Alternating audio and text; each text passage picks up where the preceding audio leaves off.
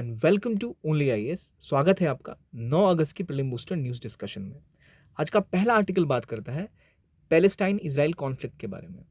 Israel Palestine के बीच में लगातार कॉन्फ्लिक्ट बना हुआ था, जिसमें कि कई हिंसा हुई, जहां कहा जा रहा था कि इजराइल के अटैक की वजह से कई लोगों की जानें जा रही हैं। इजराइल का कहना था कि वो उन्होंने जो मिलिट्री ऑपरेशन था इसलिए शुरू किया था क्योंकि एक मिलिटेंट ग्रुप जिसका नाम था पैलेस्टीनियन इस्लामिक जिहाद, ये लगातार इसराइल के ऊपर खतरा बना हुआ था, जिनसे उनकी जान, उनके लोगों की जान को खतरा था। इसके बदले में इस जवाबी कार्रवाई को उन्हें करना पड़ा। हमें ये जानना पड़ेगा कि क्या कहानी है असल में इस रीजन की। आपने बहुत बार ये न्यूज़ में भी पढ़ा होगा। देखिए, इसराइल है यहाँ पर, इधर गाजा स्ट्रिप है जहाँ पर हमास का मुख्य रूप से कब्जा है, और इधर है वेस्ट बैंक जहाँ पर रमाला जो इनकी राजधानी है, जहाँ पर मुस्लिम पैलेस्टाइन का जो एक डेमोक्रेटिक थोड़ा सेटअप है वो यहाँ पर है, लेकिन ये इनडायरेक्टली अभी भी इसराइल के कंट्रोल में है। ये बातें क्लियर हो गई। एक राज्य, एक शहर है यहाँ पर, उस शहर का नाम है जेरूसलम, जो बहुत ही महत्वपूर्ण है for Muslims, Christians as well as for Jews. तो ज्यूइश पॉपुलेशन के लिए भी इंपॉर्टेंट है और मुस्लिम क्रिश्चियन पॉपुलेशन के लिए भी इंपॉर्टेंट है जेरूसलम।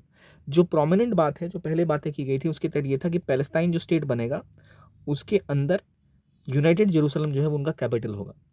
और इसराइल का ऐसा मानना है कि जब एक कंबाइंड जेरूसलम शहर बनेगा तो वो इसराइल की राजधानी होगी। जो इसराइल पैलेस्टीन कॉन्फ्लिक्ट है, इसका सॉल्यूशन कहते हैं two state solution. Two state solution मतलब दो राज्य बनेंगे, एक फलस्तीन या पैलेस्टाइन और एक इसराइल। दोनों ही कैपिटल क्लेम करते हैं जेरूसलम को, क्योंकि बहुत इंपॉर्टेंट है। अभी प्रेजेंटली सिनेरियो ये था कि इसराइल की राजधानी तल अवीव थी और वेस्ट बैंक यानी पैलेस्टीन की मानते थे रमल्ला। हाल ही में इसराइल ने वेस्ट जेरूसलम को अपनी राजधानी डिक्लेयर किया था डोनाल्ड ट्रंप के टाइम में, जिन्होंने मान भी लिया था कि हाँ, वेस्ट जेरूसलम अब जो है वो इसराइल की राजधानी है। ये एक बहुत बड़ा मुद्दा था जिसको लेकर जो उनके अलग अलग ग्रुप्स अवस्थित थे उनमें विवाद पैदा हो गया था। यहाँ जो चीज़ें आपको याद होनी चाहिए, पता होनी चाहिए, वो ये है कि दो चीज़ें हैं, एक है फतह और एक है हमास। हमास एक मिलिटेंट ऑर्गेनाइजेशन है जो गाजा में ऑपरेट करती है, और फतह वो पॉलिटिकल पार्टी है जो कि वेस्ट बैंक को रूल करती है। वेस्ट बैंक कहाँ पर है? ये आपकी वेस्ट बैंक रिवर का भी नाम है, उसके पास है, और ये आपका डेड सी यहाँ पर हो गया। तो हमास इधर गाजा स्ट्रिप पर है और एक ज़्यादा टेररिस्ट या मिलिटेंट ऑर्गेनाइजेशन की तरह इसको देखा जाता है। काफ़ी अटैक चलते रहते हैं इसराइल के साथ, और वो अलग कॉर्नर पे वेस्टर्न साइड में, ईस्टर्न साइड में क्या है? West Bank. और ऊपर जो आप देख रहे हैं इसराइल के, वो है गोलन हाइट्स जो सीरिया के पास है। नीचे है आपका इसराइल, यहाँ गाजा, और यहाँ पर ये इलाका। तो तीन पार्टी है, हमास, फतह और इसराइल। पता लग गया आपको। विवाद अभी जिस ग्रुप को लेकर हुआ था वो था पैलेस्टीनियन इस्लामिक जिहाद, जिससे थ्रेट आ रहा था इसराइल को। तो इसके बाद यूएन में एक सिक्योरिटी मीटिंग की बात की गई और वो होने वाली है, लेकिन मेन मुद्दा क्या है? वो है जेरूसलम को लेकर। तो ईस्ट और वेस्ट दो जेरूसलम का पार्ट है। अगर आप देखें तो पहले इनिशियली क्या हुआ था, ये हिस्सा जो वेस्टर्न जेरूसलम था वो इसराइल के पास था, लेकिन जो ईस्टर्न जेरूसलम था वो इसराइल के पास नहीं था। वो पहले ऑक्यूपाई कर रखा था किसने? तो जॉर्डन ने। और बाद में 6 डे की वॉर हुई। पहले एक अरब इजराइल वॉर हुई 1948 में, उसके बाद 1967 में एक 6 डे वॉर हुई थी। 1967 के 6 डे वॉर में इसराइल ने ये जो बाकी का हिस्सा था जेरूसलम का वो भी कब्जा कर लिया था, और वो ऑलमोस्ट उनके ऑक्यूपेशन के अंदर ही है, जहाँ पर मेजर इंपॉर्टेंट साइट्स हैं। तो दोनों ही देश ऐसा दावा रखते हैं कि ये इलाका हमारा होगा, हमारा होगा, लेकिन इसीलिए ये मुद्दा काफ़ी समय से फंसा हुआ है। इसके अलावा गोलन हाइट्स का इलाका भी इन्होंने कैप्चर कर लिया था। नीचे सनाई पेनिनसुला था इजिप्ट के पास, सनाई पेनिनसुला भी कब्जा कर लिया था इसराइल ने 64 वॉर के टाइम में। तो नीचे, ऊपर और बाकी के इलाके सब पे कब्जा कर लिया था इसराइल ने, जो बाद में इजिप्ट के साथ इन्होंने अपने संबंध जब नॉर्मलाइज किए तो कम से कम ये हो गया कि जो सिनाई पेनिनसुला है वो इन्होंने एक तरह से उसके ऊपर अपना कमांड छोड़ दिया था। लेकिन गोलन हाइट्स को लेकर अभी तक विवाद बना हुआ है। तो यहाँ जो इंपॉर्टेंट वाटर बॉडीज हैं, जैसे डेड सी कहाँ पर है, सी ऑफ गैलिली कहाँ पर है, आपके मेडिटेरियन सी के आसपास किसका बॉर्डर लगता है, वेस्ट बैंक का लगता है या गाजा का लगता है, ये आपको पता होना चाहिए। ठीक है, ये हो गई इस कॉन्फ्लिक्ट की कहानी। डिटेल में आप इसके बारे में वीडियो हमारे चैनल पर भी देख सकते हैं। एक बड़ा मुद्दा है ये, जिसके ऊपर डिटेल वीडियोस भी उपलब्ध है। एडिटोरियल में भी आप इसके बारे डिस्कशन पढ़ ही रहे हैं इसके बारे में। तो आगे बढ़ते हैं और जानते हैं दूसरे टॉपिक के बारे में, जो है इलेक्ट्रिसिटी अमेंडमेंट बिल के बारे में। रिसेंटली सेंट्रल गवर्नमेंट एक नया इलेक्ट्रिसिटी अमेंडमेंट बिल लाने वाली है, जिसको अभी बिल लोकसभा में डिबेट के अंदर काफ़ी विवाद जिस पे मचा है। तो क्या विवाद है, जरा ये जान लेते हैं। देखिए, नॉर्मली क्या है कि भारत में इलेक्ट्रिसिटी सप्लाई कौन करती है? मेजरली पब्लिक कंपनीज करती हैं, प्राइवेट कंपनीज करती हैं। और वो जो इलेक्ट्रिसिटी है वो कंकरेंट लिस्ट के अंदर आता है, जिसके तहत राज्य और जो यूनियन गवर्नमेंट है दोनों ही इसके ऊपर नियम बना सकती हैं। अब जो कुछ बदलाव किए गए हैं उसके अंदर समस्या ये की गई है कि एक नया सेक्शन जोड़ा गया है, सेक्शन 42, जिसमें अमेंडमेंट करके नॉन डिस्क्रिमिनेटरी ओपन एक्सेस दिया गया है डिस्ट्रीब्यूशन नेटवर्क को। यानी अब अगर कोई भी प्राइवेट कंपनी चाहे तो वो अपना डिस्ट्रीब्यूशन नेटवर्क खोल सकती है और वो सप्लाई कर सकती है। कोई प्राइवेट कंपनी जैसे जैसे अभी जैसे कोई प्राइवेट कंपनी आपको बिस्किट्स बेच रही है, उसी प्रकार से आपको बिजली बेच पाएगी। एग्जाम्पल के लिए बता रहा हूँ, उनको लाइसेंस मिलेगा, लाइसेंस लेने के बाद वो सप्लाई कर सकती है इलेक्ट्रिसिटी। तो वो लाइसेंस लेंगी कहाँ से? उनको लाइसेंस प्रोवाइड करेगी सेंट्रल गवर्नमेंट। तो पहला मुद्दा स्टेट गवर्नमेंट का ये है कि भाई सेंट्रल गवर्नमेंट कैसे लाइसेंस दे रही है बड़ी बड़ी कंपनीज को, ये तो हमारे अधिकार क्षेत्र के अंदर भी आता है।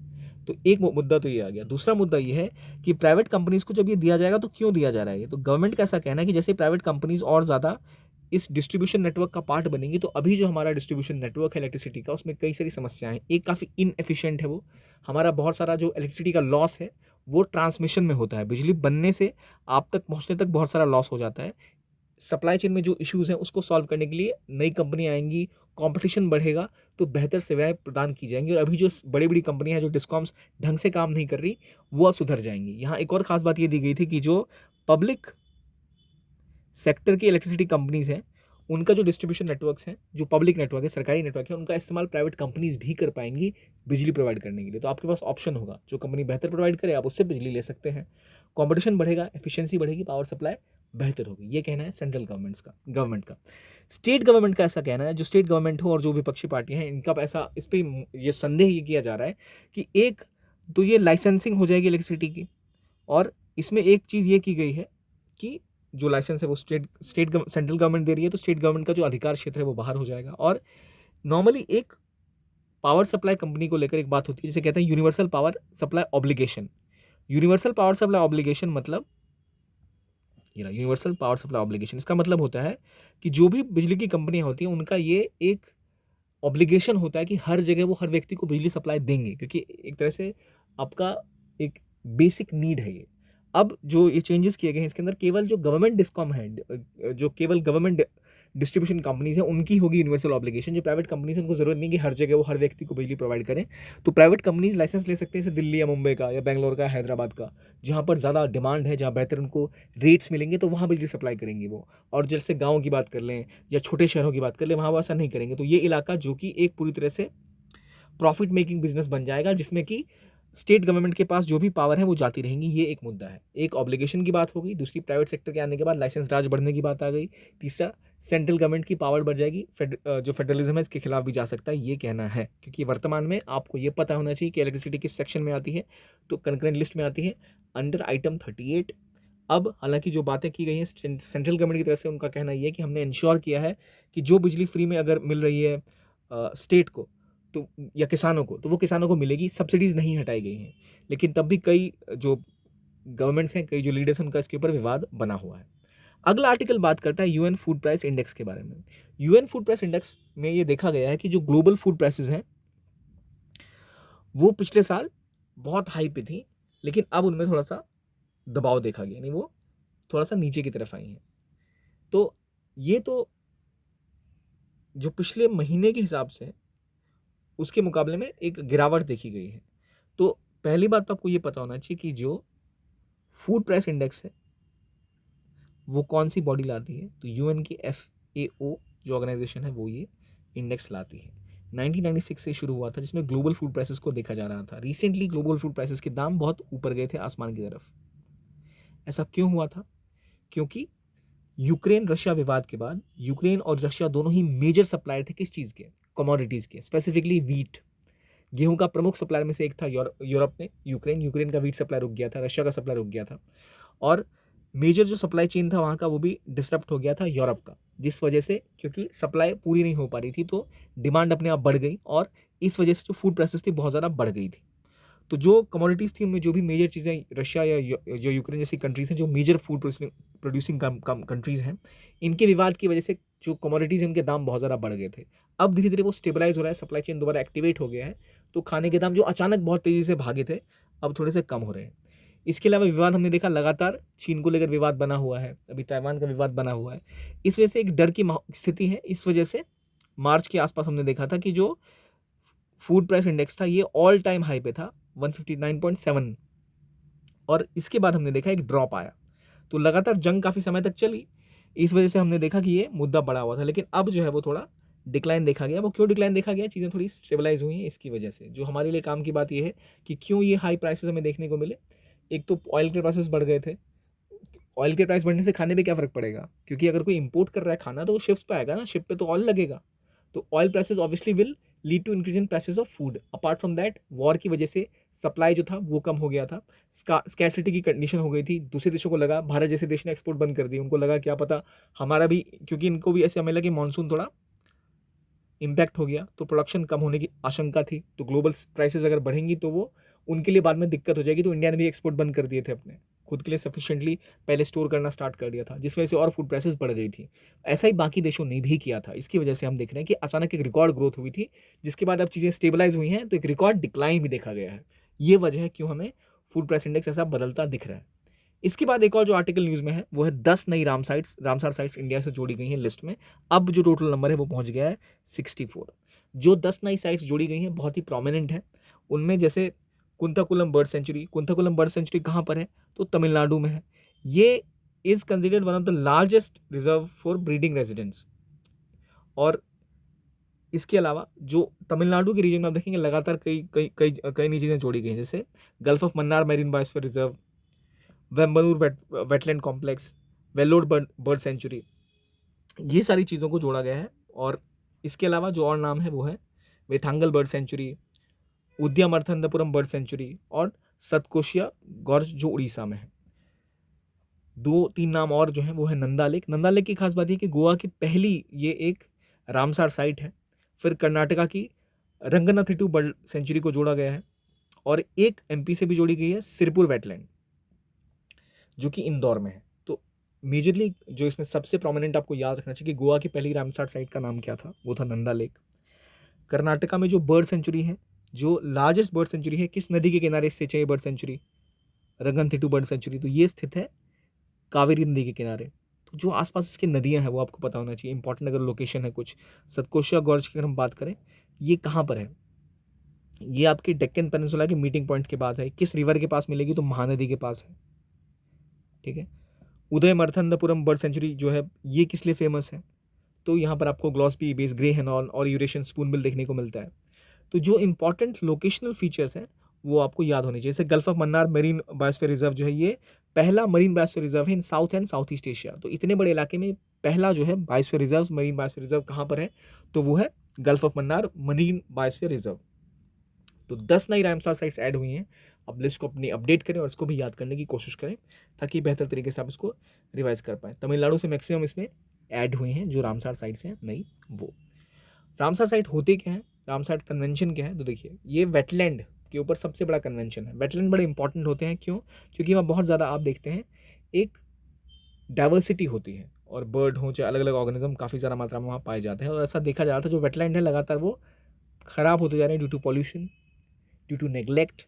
वो वेटलैंड से वेस्ट लैंड बनते जा रहे थे। तो दुनिया के इंपॉर्टेंट वेटलैंड्स को बचाने के लिए ये एक ट्रीटी की गई थी। रामसार एक शहर है ईरान में जहाँ पर इसकी शुरुआत की गई थी 1971 में, और ये 1975 में फोर्स में आया था। उसके बाद से लगातार कन्वेंशन ऑन वेटलैंड को रामसार कन्वेंशन कहा जाता है, जिसके अंदर साइट्स को ऐड किया जाता है ताकि इनके ऊपर उनको ढंग से ट्रैक किया जा सके, देखा जा सके इनकी क्या स्थिति है और वो कैसे काम कर रहे हैं। ये बात हो गई रामसार कन्वेंशन की, जिसमें 10 नई रामसार कन्वेंशन साइट्स को ऐड किया गया फ्रॉम इंडिया। अगला आर्टिकल बात करता है SSLV के बारे में, जो हमने कल भी इसके बारे में जाना था कि इसरो ने अपना स्मॉल सैटेलाइट लॉन्च व्हीकल शुरू किया था, जिसकी 2 जो ये सैटेलाइट साथ लेके गए थे वो फेल हो गए। तो खास बात ये 3 स्टेज एक लॉन्च व्हीकल था और सॉलिड और 3 जो ये जो लॉन्च व्हीकल था इसको अपने साथ जो 2 सैटेलाइट लेके गए थे इनको अंतरिक्ष में प्लेस करना जो नहीं कर पाए। तो पहली बात कि SSLV पे क्यों फोकस करिए गवर्नमेंट, क्यों इसरो ने इस पर कदम बढ़ाया? हमने ये पहले भी पढ़ा था, कल भी पढ़ा था कि कंपटीशन बहुत ज़्यादा है और एक $multi-billion इंडस्ट्री है जो खड़ी हो रही है स्मॉल सैटेलाइट लॉन्च व्हीकल के आसपास। छोटे छोटे रेस्टोरेंट्स हैं, टेलीकॉम कंपनीज़ हैं, यूनिवर्सिटीज़ हैं, बिजनेस ग्रुप्स हैं, इनको खुद के सैटेलाइट्स चाहिए for observation, for data, for mapping etcetera etcetera. तो वहाँ कभी भी किसी को रिक्वायरमेंट हो तो नॉर्मली क्या होता था, इसरो किस सैटेलाइट लॉन्च व्हीकल पे फोकस करती थी? GSLV और PSLV। तो GSLV PSLV बड़ी लॉन्च व्हीकल्स थी जिनको लेके जाने में और प्लान करने में टाइम चाहिए, इन्वेस्टमेंट चाहिए। तो अगर कोई छोटी कंपनी आई, 10 कंपनी आ गई कि भाई हमें एक लॉन्च करना है, 2 कंपनी आई पैसा लेके हमें लॉन्च करना है, तो ऐसा इसरो को करने में बड़ी दिक्कत हो सकती है। तो इसलिए उन्होंने एक छोटा स्मॉल स्केल का अपना सैटेलाइट लॉन्च व्हीकल स्टैब्लिश किया, जो बहुत कम समय में 72 आवर्स से लेके 1 हफ्ते के अंदर ये बनाकर भेज सकते हैं। अभी जो 2 सैटेलाइट्स भेजे गए, इनमें कुछ स्नैग आ गया जिसकी वजह से काम नहीं कर पाया। जो भेजे गए उनको प्लेस करना था सर्कुलर ऑर्बिट में, जो इस तरह का ऑर्बिट होता है, लेकिन वो गलती से एलिप्टिकल ऑर्बिट में प्लेस हो गए थे। जो 2 सैटेलाइट ये साथ लेके गई थी उनका नाम क्या था? EOS-2 और आज़ादी सैट। आज़ादी सैट जैसे हमने पढ़ा था कि बच्चों ने बनाया था, उनके ये एक अंतरिक्ष में जाके जो हमारा नेशनल एंथम है वो भी बजता है इसके थ्रू, लेकिन ये दोनों ही प्लेस करने पे कामयाब नहीं हुए। तो ये कम्पीट करना चाह रहे हैं जैसे स्पेसएक्स से या बोइंग से, ताकि जो वो मार्केट है वो खुला रहे इसरो के लिए भी। लेकिन ये जो फेलियर हुआ है इसकी वजह से आगे की जो बुकिंग्स है इसरो की, उस पर थोड़ा प्रभाव पड़ सकता है, लेकिन अब भी ये जारी है। तो देखिए, जो SSLV का मेन काम होगा कि लो अर्थ ऑर्बिट, जो LEO ऑर्बिट होता है, उस ऑर्बिट में जितनी रिक्वायरमेंट है उसको जल्दी और कम कॉस्ट एफिशिएंट तरीके से प्लेस किया जा सके, ताकि जो ये प्राइवेट सेक्टर जहाँ पर आ रहा है, कम्पीट कर रहा है, जहाँ अभी तक सिर्फ पब्लिक कंपनियाँ हुआ करती, देशों की कंपनियाँ, नासा, इसरो, जाक्सा, ESA, अब वहाँ पर इंडियन देख रहे हैं हम, जैसे स्पेसएक्स आ गई या ब्लू ओरिजिन्स आ गई या बोइंग आ गई, तो उससे कम्पीट करने के लिए एक कदम उठाया गया है जिसको हम देख रहे हैं। इसके लिए इन्होंने NACL की भी शुरुआत की है। अंतरिक्ष जो इनका एक कॉमर्शियल विंग है इसरो का, ये सारी चीज़ इसमें ऑपरेट करती है। तो अंतरिक्ष क्या है, NACL क्या है, SSLV और PSLV GSLV में क्या डिफरेंस है, ये आपको पता होना चाहिए। 2 जो नए लॉन्च थे, EOS-2 और आपका आज़ादी सैट, ये सफल नहीं हो पाए। जिन्हें प्लेस करना था सर्कुलर ऑर्बिट में जो इस तरह का होता है, और एक एलिप्टिकल ऑर्बिट होता है, तो एक गलती की वजह से ये सर्कुलर में जाने के बजाय जो एलिप्टिकल ऑर्बिट है उसमें प्लेस करके आ गया। ऐसा नहीं कि वो विस्फोट हो गया था, बल्कि वो सैटेलाइट लेके गया, पर जिस ऑर्बिट में उसको प्लेस करना था वहाँ वो प्लेस नहीं कर पाया।